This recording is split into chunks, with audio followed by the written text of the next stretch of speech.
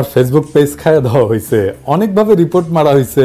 আমার পেজ যায় যায় অবস্থায় ছিল অনেক দিন থেকে। কিছু কইলে কিছু লিখলে কোনটা যে ফেসবুকের কমিউনিটি স্ট্যান্ডার্ড ভায়োলেট করে সেটা বলা খুবই মুশকিল আছিল, বুঝবারই পারছিলাম না। এটা আমার নতুন পেজ, ফলো দিয়া লাইক কইরা পাশে থাকেন, ডেসক্রিপশন বক্সে লিঙ্ক দিয়ে দিতেছি। এই ফেসবুক পেজকে দ্রুতই আগের অবস্থায় নিয়ে যাইতে হবে, আপনারা না ফলো দিয়েন। বগুড়ার ফত্তালি বাজারে ঢোকার সময় গান গায়ে কিছু ফকির ভিক্ষা করেছিল, একটা সুর করেছিল খুব সুন্দর আর কি। ওরা করেছিল, ওরে আল্লাহ এই যে বাবা দয়া কইরা এনা ফলো দিয়া যান বাবা রে, ওরে আল্লাহ এই যে বাবা। এখন কথা হইতেছে যে কামটা করলো কে? আমার 50 টাকা কে নিল? আপাতত হিন্দুত্ববাদী আর আওয়ামী লীগের রাজ্যসভার উল্লাস করা পোস্ট আমরা দেখেছি। এইটা সাহেব দেখেন না নামগুলা, যাক দেখলেন তো কারা কারা উল্লাস করলো। আপনাদের একটা বুদ্ধি শিখাই দিই, সবসময় প্যাটার্ন দেখবেন, প্যাটার্ন কোরিলেশন খুঁজবেন, কোনটার সাথে কোনটা রিলেটেড। ধরেন কাউকে গালাইতেছে মানুষ, এ গালাইতেছে ও গালাইতেছে, মনে হবে সবাই গালাইতেছে। কেন গালাইতেছে আপনারা বুঝবেন না, কার গোয়াকে মারিচ্ছে, সব ধুলায় অন্ধকার। তখন আপনি এদের একটা ক্লাস্টার করবেন, এদের মাঝে কমন কি জিনিস সেটা খুঁজবেন, তখন আপনি পরিষ্কার বুঝতে পারবেন আপনি কার পুচ্ছে আগুন দিচ্ছেন। আমার ফেসবুক পোস্ট আওয়ামী লীগের পুচ্ছে আগুন দেয়, কথা সত্য। হিন্দুত্ববাদী রামসেনাদের পুচ্ছে আগুন দেয়, কথা সত্য। আর ইদানিং প্রগতিশীল বিএনপির পুচ্ছে আগুন দিচ্ছে, এটাও সত্য। আগামীতে যারা ক্ষমতায় যাওয়ার খায়েশ করে তাদের পুচ্ছে আগুন দেয়, এটা সত্য। হাসিনা ইন্টারনেট বন্ধ করে দিছিল। আমরা ইন্টারনেট বন্ধ করিনি, ইন্টারনেট বন্ধ হয়ে গেছে। সেই জন্যেই আগামীতে যারা ক্ষমতায় যেতে চায় তারা সোশ্যাল মিডিয়ার উপরে বিলা। হ্যাঁ বুঝছাও। আবার তাদেরই কেউ কেউ কয় সোশ্যাল মিডিয়া বন্ধ ছিল জন্য আন্দোলন শক্তিশালী হয়েছে। হাসিনা ইন্টারনেট বন্ধ করে দিছিল, ইন্টারনেট বন্ধ করে ক্র্যাকডাউন করলো, আন্দোলন প্রায় স্তব্ধ হয়ে গেছিল জুলাই। ইন্টারনেট বন্ধ করছিল কেন? ইন্টারনেট বন্ধ করে ইকোনমি বন্ধ হয়ে গেছিল, তার জন্য বাধ্য ইন্টারনেট খুলিছে। আবার বাদ ভাগা সুনামির মতো আন্দোলন বিপ্লবে রূপান্তরিত হয়ে ভাষায় নিয়ে গেছে হাসিনাকে। এই সোশ্যাল মিডিয়ায় হয়ে উঠছে লড়াইয়ের প্ল্যাটফর্ম, যোগাযোগের উৎস, লড়াইয়ের বৈধতা তৈরির জায়গা। সেই জন্যেই যারা ক্ষমতায় যাইতে চায়, যারা ক্ষমতায় ছিল, তাদের সবার জন্যই সোশ্যাল মিডিয়া চক্ষুশূল হয়ে গেছে। এখন এখানে সবচেয়ে বড় প্রবলেম দাঁড়িয়ে গেছে আপনার সোশ্যাল মিডিয়া। আপনাদের তো তবু কিছুটা এথিক্স আছে, কিছুটা জবাবদিহিতা আছে, আপনাদের জবাবদিহি করতে হয়। সোশ্যাল মিডিয়াতে কোনো জবাবদিহিতা নাই, জঘন্য ভাষায় কথাবার্তা বলা হচ্ছে। আপনারা বলবেন এটাকে যেটা গ্রহণযোগ্য? আরেকজন আছেন বিখ্যাত মানুষ, না বলতে চাই না, যিনি সোশ্যাল মিডিয়া করে বিখ্যাত হয়ে গেছেন। তার মুখের ভাষা শুনলে তো আমার সন্দেহ হয় যে আমরা কোনো সভ্য দেশে বাস করছি কিনা। তারা সোশ্যাল মিডিয়ার এই শক্তিকে স্বীকার করতে চায় না, কিন্তু গালায় না সময় আবার গালায়। তো আমরা যদি কিছু করবারই না পারি তো গ্যালাস কেন বেটা তোরা? তো এই 3 গ্রুপ তো দেখলেন। চতুর্থ গ্রুপ হইতেছে কচু খেতি। কচু খেতি কি আমি কইছি আগের ভিডিওতে, তাই না? এরা হইতেছে আয়নাঘর বিশেষজ্ঞ, ডিজেএফ এর টাকা খাওয়া কিছু ব্যারিস্টার ফুয়াদের পিছে লাগিয়েছিল। এরাই সরাইছে ব্যারিস্টার ফুয়াদ, আসলে ব্যারিস্টার না, বুঝছেন তো? এই কচু খেতি আনন্দে আত্মহারা হয়েছে। আগে ওই 1 বোতল মারিছে আর কি, হ্যাঁ, আনন্দে তারপরে এসব পোস্ট হয়েছে, তাও ঈদের দিন। ওর ঈদের আনন্দ ডাবল হয়েছে যে আমার ফেসবুক জয় বাংলা হয়ে গেছে। তো এই আওয়ামী লীগ, বিএনপি, ওয়াকার আর কচু খেতির মধ্যে কমন জিনিস কি? সাধারণ কমন জিনিস কি? জি ঠিকই ধরেছেন, কলিকাতা হারবাল। এদের পিছে আছে ইন্ডিয়ান ইন্টারেস্ট। কেমনে প্রফেসর ইউনূসকে সরানো যায়, তাড়াতাড়ি একটা নির্বাচন দেয়, তারপরে সাত্তারের মতো পাছায় লাথি দিয়ে খেদায় আওয়ামী লীগ আবার ক্ষমতায় আসে।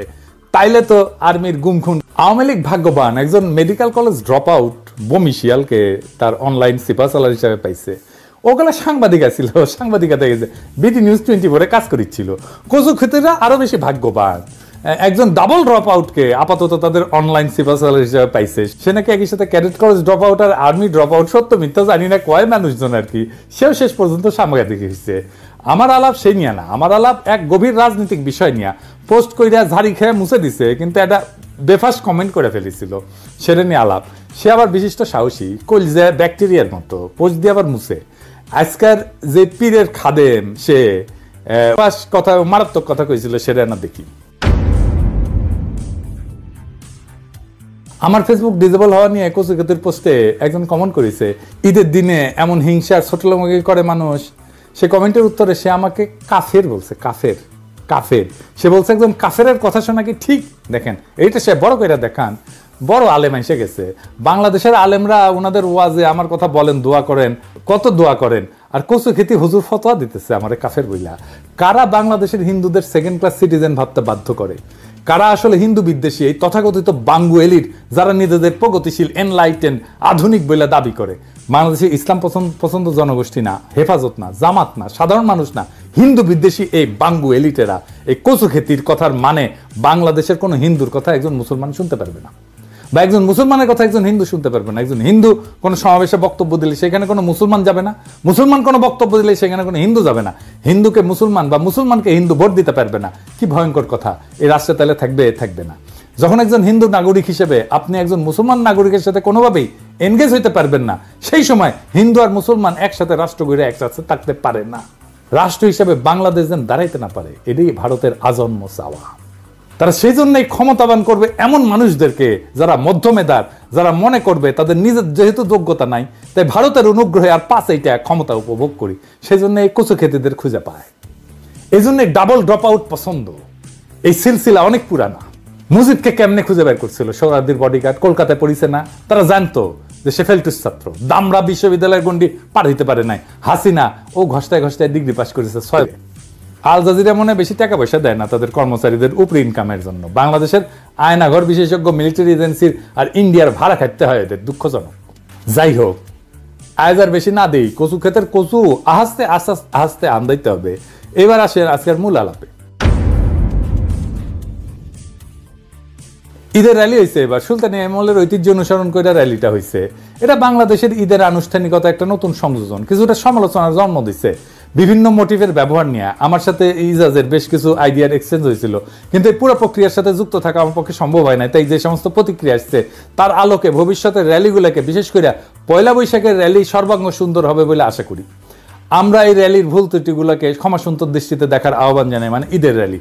আর একটা জিনিস মনে রাখবেন, কারা এই র্যালির জিনিস নিয়ে কারা আলোচনাটা তুলিছে? আওয়ামী লীগাররা। দেখে দিচ্ছি, দেখেন, ওদের কথায় নাইছেন না। আওয়ামী লীগাররা যেটি আলাপ তুলবে সেটার মধ্যে ঢুকবেনই না, আগে দেখবেন আওয়ামী লীগাররা কি করছে এটা নিয়ে। যেটা কবে তার উল্টা দিকে বসবেন, বুঝছেন? এবার আসেন পয়লা বৈশাখের শোভাযাত্রা নিয়ে। পয়লা বৈশাখ আমরা কিভাবে পালন করব? পয়লা বৈশাখ তো আওয়ামী ন্যারেটিভ প্রতিষ্ঠার জায়গা ছিল, চারুকলা তো আওয়ামী দুর্গ ছিল, ছায়ানটের সবকটা তো আওয়ামী বাকশালী অ্যাক্টিভিস্ট, সাপোর্টার না অ্যাক্টিভিস্ট। রমনার বটমূলে যে গান গায় সেটা কেয়ারফুলি সিলেক্টেড, যা আওয়ামী বয়ানকেই তুলে ধরে। আপনি শোভাযাত্রার থিম ধরে সেই সময় বাংলাদেশের পলিটিক্যাল স্ট্রাগলের গতিমুখ ধরতে পারবেন, এবং বাংলাদেশের প্রগতিবাদীরা কি পলিটিক্যাল স্ট্যান্ড নিচ্ছে সেটাও ধরতে পারবেন। 2012 সালে তাদের থিম ছিল রাজাকার মুক্ত বাংলাদেশ, মুক্তিযুদ্ধের অনিঃশেষ। তখন চলতেছে পুরা দমে জামাত নেতাদের ফাঁসি দেওয়ার প্রস্তুতি। 2014 সাল ফাঁকা মাঠে গোলের নির্বাচন করেছে আওয়ামী লীগ। আওয়ামী লীগারদের মনে ভয় শঙ্কা, টিকবে তো সরকার? তারা থিম নিল উদ্ধত করো, জাগ্রত করো, নির্ভয় করো হয়ে। সবচেয়ে ইন্টারেস্টিং 2021 সালের থিম। তখন সারা দুনিয়ায় র্যাবের মানবাধিকার লঙ্ঘনের বিরুদ্ধে প্রচারণা, স্যাংশন আসতে পারে এটাও র্যাব জানে। তারা থিম নিল কালো ভয়ঙ্করের বেশে এবার ওই আসে সুন্দর। পয়লা বৈশাখের শোভাযাত্রার নাম করা হয় মঙ্গল শোভাযাত্রা। কলকাতার আনন্দবাজার নিউজ করতো ঢাকার পয়লা যেন কলকাতার দুর্গাপূজার অষ্টমীর এক ডালিয়া। এইটাই ছিল কলকাতার জমিদার হিন্দুর পূর্ব বাংলার জয়। সে কালচারালি বাংলাদেশকে জয় করলো মঙ্গল শোভাযাত্রা দিয়ে। আর কি হইতো? ইসলামকে ডেমোনাইজ করা হইতো, দাড়ি টুপি পরা ফিগার বানায় তারা ডেমোনাইজ করার দানবায়ন করা হইতো, আর আওয়ামী ন্যারেটিভের প্রচার করা হইতো। আমরা একটা উদাহরণ দিয়ে বুঝি, আসেন দেখি। এইটা মঙ্গল শোভাযাত্রা, ভালো কইরা দেখেন। কি কি দেখতেছেন? নৌকা চলতেছে, তাই না? হাসি খুশি কিছু মানুষ নৌকাটা চালাইতেছে, তাই না? আর পিছে থেকে এক রাক্ষস তারে খাইতে আসতেছে। এই রাক্ষস মোটিভ শোভাযাত্রায় বারে বারে ব্যবহার করা হয়। সে মোটিভটা কি এটা আরো স্পষ্ট করিয়া দেখেন পরের ছবিতে। এইটারে চারুকলায় তারা বলেন মৌলবাদী শক্তি। তাই কালো গায়ের রং, শরীরে চাপাতি, পিস্তল আঁকা, মুখে দাড়ি টুপি দৃশ্যমান। এইটা দেওয়া ভালো নাকি খারাপ সে আলাপে যাইতেছি না, আমি একটা ভিন্ন আলাপ তুলতেছি। তাহলে মঙ্গল শোভাযাত্রার এই মোটিভ নির্বাচন এবং প্রদর্শনের পিছনে একটা সুনির্দিষ্ট রাজনৈতিক চিন্তা আছে। এই চিন্তা চারুকলা লুকায় না।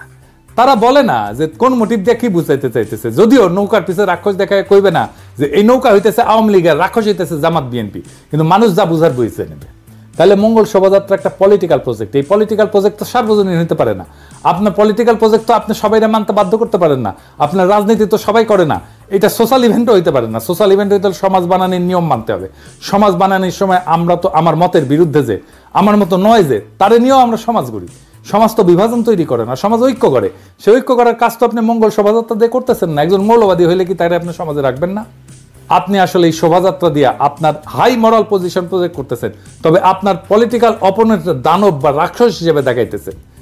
যেই রাক্ষসে নির্মূল না করলে আপনার রূপকথা সার্থক হয় না। তাইলে এতদিন ধরে চালু করা কি করছে এই নির্মূলের রাজনীতির কালচারাল গ্রাউন্ড তৈরি করছে, ফ্যাসিস্ট শাসনের বৈধতা তৈরির কাজে। এটা কেমনে মহান কাজ হইল, এটা কেমনে আমার ঐতিহ্য হইল। এবার আর একটা দেখেন, এতদিন তো ওনারা খালি বেনে দুলে গাইছেন, তাপস নিঃশ্বাস বায়ে মুমূর্ষুরে দা উড়ায়ে, বৎসরের আবর্জনা দূর হয়ে যাক, অগ্নি স্থানে শুচি হোক ধরা। যা কিছু পুরাতন, যা কিছু জীর্ণ, সেটা আমাদের স্মৃতি, সেটা আমাদের ইতিহাস, তাই না? সেটা আমাদের আজকে আমরা হয়ে ওঠার ইতিহাস। এই পুরানো তো আমরা ভাষায় দিতে পারি না, মুমূর্ষুরে আমরা উড়াই দিতে পারি না, তারে রক্ষা করা আমাদের কর্তব্য। এই ধরা বা পৃথিবী অসুচি না, অপবিত্র না যে তারে আগুনে পুড়ে পবিত্র বা শুচি করাইতে হবে। আগুনে দিয়ে পুরায় শুচি করার ধারণা অগ্নি উপাসকদের ধারণা। এটা ওয়ার অন টেররের প্রজেক্ট, আদার বা অপরের বোমা মেরা নির্মূল করার প্রজেক্ট। আপনার দুনিয়ারে অপবিত্র অসুচি করে রাখছে, আপনি তাদের জ্বালায়া পুরায়া দিয়ে পবিত্র করবেন। এইবারে সেই গানটার এই মোটিভ বানাইছে। তাই ওদের মূল মোটিভ চক্ষু বড় বড় করে ভয় দেখায়নি, জল জ্বলে সূর্য। আর যাই হোক, বুদ্ধি হ্যাঁ, হাতে তো কার্পেট বোমা নিয়ে শোভাযাত্রা করা যায় না, তাই ওইটা করেছে। এইটারে ইউনেস্কো হেরিটেজের মর্যাদা দিচ্ছে। ইউনেস্কোর ঢাকা অফিসে বসতো সব ইন্ডিয়ান মাল, এখনো মনে হয় বসে। এরাই এই আকামটা করেছে। আসেন এবার হেরিটেজ নিয়ে দেখি। ইউনেস্কো মঙ্গল শোভাযাত্রাকে আমাদের সাংস্কৃতিক ঐতিহ্য বলে ঘোষণা করেছে। এটা দেখার পর আমার মনে যে প্রশ্ন প্রবলভাবে ঘুরপাক খাচ্ছে, সেটা হচ্ছে ঐতিহ্য বলতে ইউনেস্কো কি বুঝে, আর কোন কোন বৈশিষ্ট্য থাকলে কিছু ঐতিহ্য হয়ে ওঠে। বাংলায় ঐতিহ্য বলতে যা বোঝায় সেটা থাকতে হয় ইতিহাস এবং পরম্পরা। এবং বাংলা ভাষায় ঐতিহ্য মানে ইতিহাস, পরম্পরাগত কথা অথবা পরম্পরাগত উপদেশ বাক্যকে বোঝায়। জ্ঞানেন্দ্র মোহন দাসের বাংলা অভিধানের পৃষ্ঠা 298 দেখেন কি লেখা আছে। দেখেন তো হেরিটেজ সাহেব, দেখেছেন? ইংরেজিতে হেরিটেজ বলতে বোঝায়, বাংলা ঐতিহ্য বলতে তা বোঝায় না। ঐতিহ্য শব্দটা হেরিটেজের ভুল বাংলা। যাই হোক, ইউনেস্কো ইনটেনজিবল কালচারাল হেরিটেজ অর্থে মঙ্গল শোভাযাত্রাকে হেরিটেজ ঘোষণা করছে। ইউনেস্কোর ওয়েবসাইট মতে ইনটেনজিবল কালচারাল হেরিটেজ মানে হচ্ছে সেই সমস্ত বিষয় যা ওরাল ট্র্যাডিশন, পারফর্মিং আর্টস অথবা রিচুয়াল। সেই অর্থে এই মঙ্গল শোভাযাত্রা ওরাল ট্র্যাডিশন তো না, পারফর্মিং আর্টও না, এটা তাহলে একটা রিচুয়াল। মঙ্গল শোভাযাত্রা অবশ্যই একটা সেকুলার রিচুয়াল। ইউনেস্কো রিচুয়াল স্বীকৃতি পাওয়াতে বঙ্গীয় সেকুলারদের অভিনন্দন জানাতে পারেন, কিন্তু আমরা এটা গ্রহণ করি না। এই রিচুয়াল আমরা কেন মানবো না। এটা আগে ছিল আনন্দ শোভাযাত্রা, এটা থাকবে। মঙ্গল শোভাযাত্রা চলবে না, পিরিয়ড। চারুকলা এটা নিয়ে গ্যাঞ্জাম করিচ্ছে, আমরা চারুকলার এই মাস্তানি সহ্য করবো কি? চারুকলা আওয়ামী বাকশালী উৎপাদন কারখানা। বাংলাদেশে ইন্ডিয়ার লাইসপেন্সারি করা ছাড়া এদের আর কোনো অ্যাচিভমেন্ট নাই। কুকি চিনেন নাথান বোম চারুকলার ছাত্র ছিল, আবার হাসিনারে মা ডাকা চঞ্চল চৌধুরী চারুকলার ছাত্র। এই যে এত বড় বিপ্লব হইল, এত ছাত্র জনতা জীবন দিল, সারা দেশ গ্রাফিতিতে ভরে গেল, চারুকলার কোনো কন্ট্রিবিউশন আছে, অংশগ্রহণ আছে? নাই। এই চারুকলাকে কেন আনন্দ শোভাযাত্রা মাতব্বরি করতে দেব? পয়লা বৈশাখের আনন্দ শোভাযাত্রা শুরু হয়েছিল ক্ষমতার বাইরে থেকে। হাসিনা এটারে ক্ষমতার অংশ বানাইছিল। এইটা ক্ষমতার বাইরে থাকাই ভালো। এই কাজটা করতে হবে ক্ষমতার বাইরে থেকেই। এইখানে সরকারের সংশ্লিষ্টতা যত কম থাকে তত ভালো। এটা আয়োজন করুক বিপ্লবী ছাত্র জনতা, আবার একটা ঐক্য তৈরি হোক, গ্রাফিতি শিল্পরা আসুক, তারা আঁকুক, তারা গ্রাফিতি আঁকুক নতুন বাংলাদেশের। এইবার শোভাযাত্রা কেমন হবে এটা একটা গুরুত্বপূর্ণ প্রশ্ন। এখানে আমাদের হইতে হবে innovative, out of the box. আসেন সেটা আমরা ভাইবা দেখি। এই শোভাযাত্রা নিয়ে বাংলাদেশের সংখ্যাগরিষ্ঠ মানুষের বিরোধের জায়গাটা বুঝতে হবে। কোনো প্রাণীর মোটিভ বানায় সেইটারে সেলিব্রেট করাটা মাইনে নিতে পারে না ওনারা। আমি মনে করি ওনাদের এই আপত্তিটা ভ্যালিড। তাইলে আমরা কিভাবে এই শোভাযাত্রা করব? এই শোভাযাত্রা হবে ডিজনি প্যারেডের মতো এইরকম।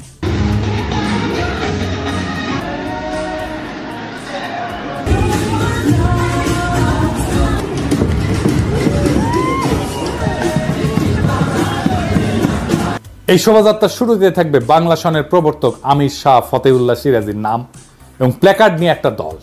তারা দরকার হলে নানা ধরনের পারফরমেন্স করবে। তারপরে সকল সাধকের নামে দল, শাহ মখদুম, শাহ পরাণ, শাহজালালের নাম নিয়ে দলগুলা মার্চ করবে একের পর এক। এরপর আসবে ইখতিয়ার উদ্দিন মোহাম্মদ বিন বখতিয়ার খলজির সপ্তদশ অশ্বারোহীর দল, যারা বাংলা বিজয় করছিল, টকবক করে ঘোড়ায় চাইপা সারদা একাডেমির ঘোড়া আনান থাকবি, এইটা সাহেব না ঘোড়ার সাউন্ড দেন। এই শোভাযাত্রা শেষ হইলে হামাক দিয়েন ঘোড়াগুলা, কিছু জাউরাদের ঘোড়া দিয়ে। গিয়াসউদ্দিন তোগলকের পথ ধরে আসবে সিরাজউদ্দৌলা, মোহনলাল, মীর মদন। আসবে পলাশির যুদ্ধ, তিতুমির, ইসাখা, বারো ভুইয়া, সৈয়দ আহমেদ বেরেলভি, পাকিস্তান সৃষ্টি, ভাষা আন্দোলন, ৭১-এর বীরশ্রেষ্ঠরা, ১৯৯০-এর আইকনিক নূর হোসেন, বুকে পিঠে স্বৈরাচার নিপাত যাক, গণতন্ত্র মুক্তি পাক লেখা, ৫ই মের গণহত্যা, নিরাপদ সড়ক আন্দোলন। এরপর সর্বশেষ ২০২৪-এর শহীদেরা আবু সাইদ, মুগ্ধ, ওয়াসিম, আনাস, রিয়াগোপ, মুগ্ধ সহ হাজার হাজার শহীদের ছবি নিয়ে যাত্রা। সবার নাম থাকবে সেখানে, সম্ভব হলে আহতদের এই শোভাযাত্রায় নিয়ে আসা হবে, সর্বোচ্চ সম্মান দেয়া। ব্যয়কুল আইলে শোভাযাত্রা শেষ হবে জিয়াফত দেয়া, সামাজিক জিয়াফত দেয়া। শোভাযাত্রা শুরু হবে ঢাকা বিশ্ববিদ্যালয় মসজিদ থেকে, শেষ হবে বাইতুল মোকাররমে। বাংলাদেশ ভেঙ্গে আসবে এই ইতিহাসের উৎসমুখে ফিরে যাওয়ার মহাযাত্রায়। পয়লা বৈশাখ কেবল বাংলা নববর্ষের সূচনা না, এটা আমাদের জাতির চেতনা, ঐতিহ্য এবং সংস্কৃতির মিলন মেলা। ইতিহাসের কঠিন প্রেক্ষাপটে দাঁড়ায় যখন আমাদের সংস্কৃতিকে বিকৃত করার অপচেষ্টা করা হয়, তখন পয়লা বৈশাখের শোভাযাত্রা আমাদের নতুন করে আত্মপরিচয় খুঁজে নিতে শেখায়। এই শোভাযাত্রা কেবল আনন্দের উৎসব না, এটা মুক্তির বার্তা, ঐক্যের প্রতীক এবং সামাজিক বৈচিত্র্যের উদযাপন। এটি আমাদের স্বাধীনতার চেতনা আর স্বকীয়তা বজায় রাখার সংগ্রামের প্রেরণা যোগাবে। পয়লা বৈশাখের আনন্দ শোভাযাত্রা যেন ক্ষমতার হাতিয়ার না হইয়া সাধারণ মানুষের সংস্কৃতির প্রতিচ্ছবি হয়। এটা হবে এমন এক উদযাপন যা বাংলাদেশের প্রকৃত ইতিহাস আর বীরত্বের কাহিনী তুলে ধরে। বৈশাখের বর্ণিল সাজে আমরা যখন নববর্ষকে বরণ করি, তখন মনে রাখতে হবে এই শোভাযাত্রার মূল সুর হলো আমাদের ঐতিহ্য আর মজলুম আত্মপরিচয়। নববর্ষের উৎসব হোক সকলের জন্য আনন্দে, ঐতিহ্যে আর আত্মপরিচয়ের ইনকিলাব জিন্দাবাদ।